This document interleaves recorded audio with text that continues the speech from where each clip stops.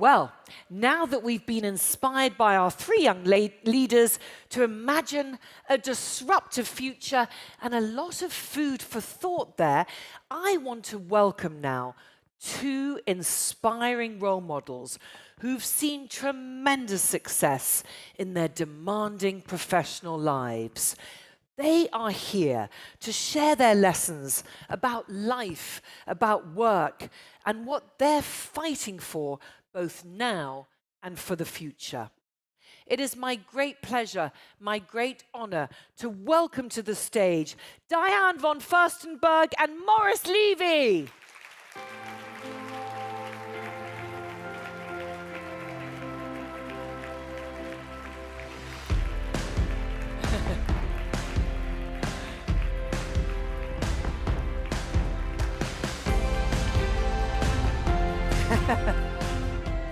Of course, Diane is the legendary fashion designer, philanthropist, and founder of her global brand, DVF.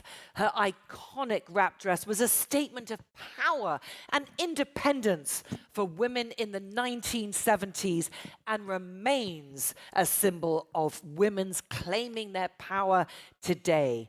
Diane was inducted into the National Women's Hall of Fame for her leadership and achievements, which have changed the course of history.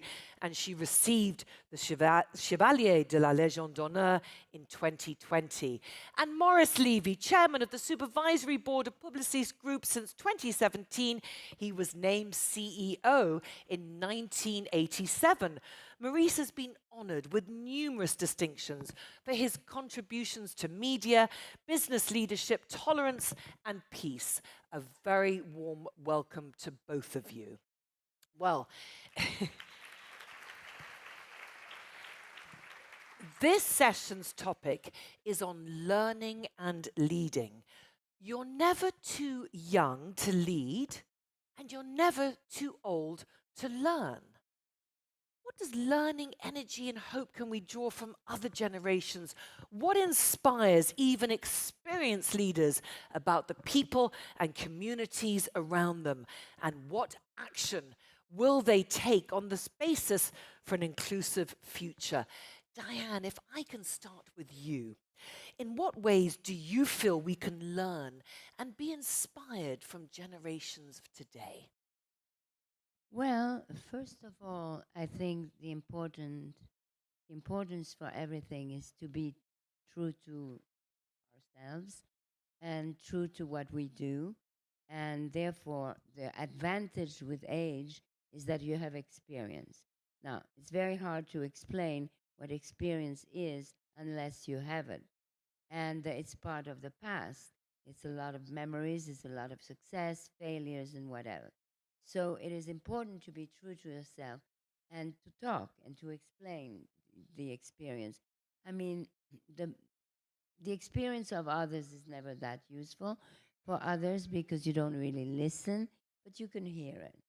Now, that's what we can share. I think it's important that when you have a voice, to use your voice and and to use your voice, your experience, to help others.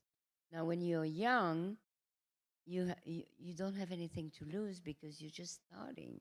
And therefore, it is important to cherish that youth and to also listen to that youth because the first juice, whether it's the first book or the first dress or the first job, it's very important. That's when your juice comes out. So I think it's a question of listening and not be condescending, share your experience, but the best way to share your experience is by talking about your vulnerability. You talk about your vulnerability, you turn them into strength. So it's about sharing, but also listening to the young people. So not be patronizing. Thank you, Dan. Maurice, what inspires you about the generations today? I think the best inspiration I have had in my life was my mother. And I think that everyone who had the fortune of having a mother, and I believe this is something which is widely shared, can only be inspired by the way that she has been carrying all her life, working at home, raising the kids, etc.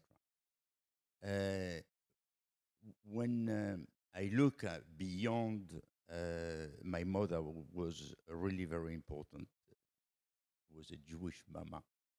There are 3 or 4 people who have been inspiring in a way which was really beyond what you can imagine.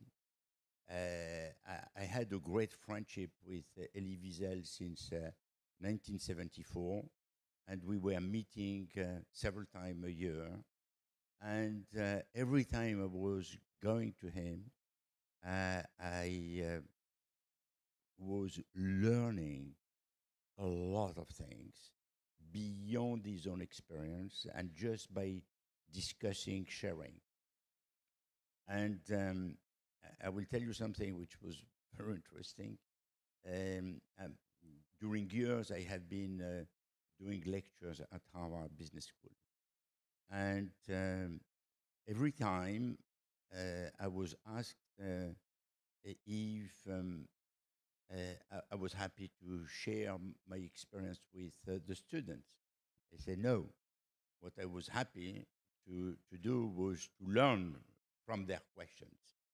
And you learn a lot more from the question that you are receiving than by the answer that you are giving. Yeah. And I think that the youth and the young generation and every new generation is bringing so much newness, questions, new approaches that this leads you to rethink what you have done and to probably be slightly better at what you are. Yeah. From what Maurice is saying, Diane, about learning, you've built up an incredible brand from nothing. You did it all yourself. What can you share with our audience today that what you learned along the way? What were some of the biggest challenges? So first of all, one thing that I do want to say to everybody is that when people, I mean, I was very lucky because I was extremely successful by the time I was 28. I was on the cover of Wall Street Journal and Newsweek, everything. What I want to say is sometimes when everyone thinks you are at the very, very top and everybody respects you and admires you, you yourself know it's not quite as good, because usually with huge success, you always run the possibility of saturation, especially when it's a product, okay? By the same token, when people, because no career is up, up, up, up, up. You go up, you go down, you go up, you go down, you make mistake, you hire the wrong people, whatever happens, it goes up and down. But also sometimes when people think you are finished and over, that may not be true either, because you know what you're working on and you know that you are going on. So all of that to say, you have to, more important than anything, you have to be true to yourself and not be delusional and constantly question yourself, listen to, hear everyone, but listen to yourself. Would you agree with that, Maurice? Yes. Completely. I think that Diane has said something which I believe is probably the most important thing, is to listen.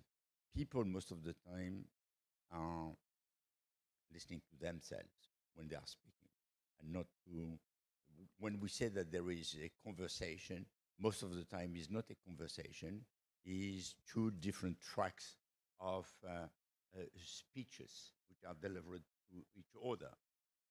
Listening is the most difficult thing, because listening is really paying attention not only to what the person is saying, but what she's really meaning.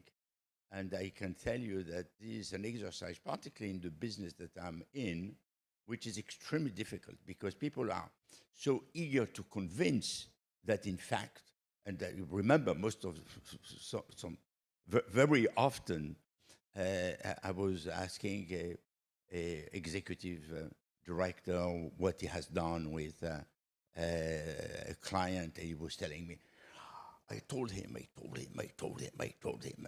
said, okay, but what did he say? Tell me what he said. And I think that this is probably the biggest mistake that people are doing. They are not listening to the other. And if you want to have a real communication, you have to recognize what the person is, what she's trying to say, and the emotion that that person is sharing with you. And if you do that, you really are entering into a true dialogue. Maurice, how important do you think it is to have men as part of the conversation with gender equality, gender parity? Women are taking action, but what can the men bring to the table? It's for the men, it's something, I will share something with you, which is a bit difficult, but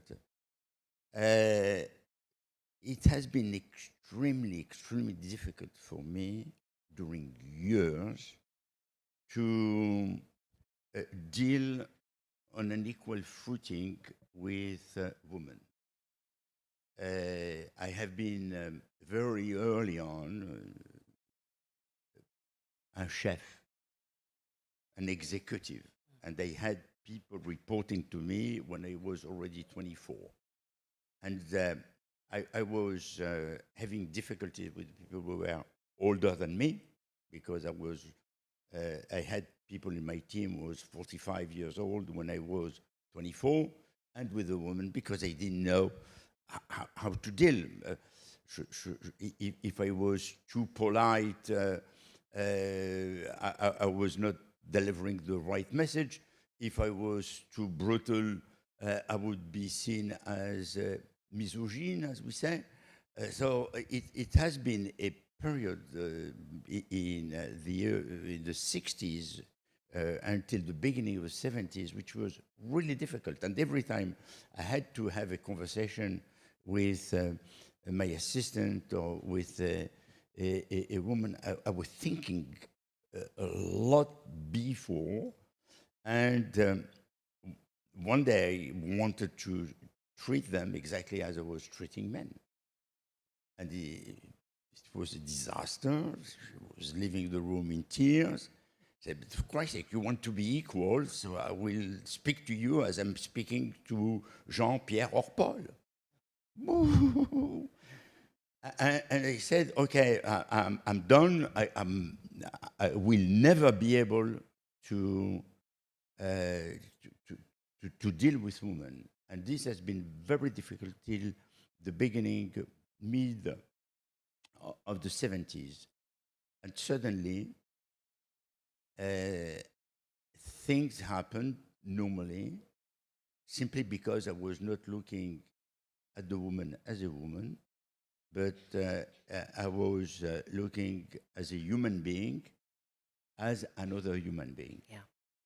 And from that moment, I thought that, in fact, if we pay the right respect and we treat the people with dignity, there would be no issue of having a conversation and helping raising the talent and making sure that they could go to the top. And I never thought we have to have a balance, we have to have a gender equality. I always thought we're the best for the job. And very often it happened that they were women and they have been extremely successful. And one thing that I had, this was in the mid-80s, it was one of our most important clients. And I decided to put a woman in charge in an area where it was extremely difficult to have a woman, within the car industry. And the client called me and said, Maurice, you are crazy. A woman with the dealers, but have you seen the face of the dealers? They will never accept to do that. I said, this is a choice that they have made, and I'm insisting, and she will start. And she has been extraordinarily good because she was simply good. Yeah. And I think that it's something, if you look at the woman as not a woman, but a human being, and you look at diversity not as diversity, but simply as people with their own difference, and you respect the difference, and you treat them, and you help them, and you be generous with them, there is no reason why naturally you can't get to a good balance, but very naturally. Organically. Thank you, Maurice, for your honesty. Diane, of course, 2 nights ago here in Paris, you had the DVF Awards. They were honoring extraordinary women. How important is it for you to have that platform to honor and celebrate these women and inspire others? Well, again, I go back to, I was lucky to be successful. I'm lucky to have a voice, and therefore it's my duty and my privilege to use my voice to give the voice to other people. And these women that we support financially, I was so excited after, what was it, Wednesday night, that by the time I went home, I decided that I was going to double what the women were getting. And so they all, yesterday... Fantastic. They were told that, okay, they're getting more. But the point is that support is one thing, but the other thing is exposure. And exposure is very important. And in order to get people, journalists, to talk about it, then you have to expose it, and you have to expose it with people who are more famous. And then it's an exchange. But these women, the women of the global network of Vital Voices, these are extraordinary women. Whenever I meet them, whether they're 25, they do so much, and they are so resilient, and they have the strength to fight and the courage to survive, and the leadership to inspire. So it's very important not to have fear. Fear is not an option. Do your thing. Do the best you can. And then the minute you have a voice, use your voice for others. I do one stupid little thing every morning. I try to make two connections, two people connected to either something or someone that they normally would not have. Through email, I don't have to speak. I don't have to leave a message. All I have to do is focus on what I want to say and introduce people. I make a miracle a day, okay? So, and everybody can do that. Everyone can do that. That's fantastic, Diane. Unfortunately, we're coming to the last few minutes of this session. I just want to ask both of you, Maurice, I'll start with you. We've obviously just coming out of the COVID-19 pandemic. And according to UN Women, it's actually the progress of women has been impacted. What is your message now to women around the world for a call to action? I'll start with you, Maurice. Difficult to give an advice to the woman.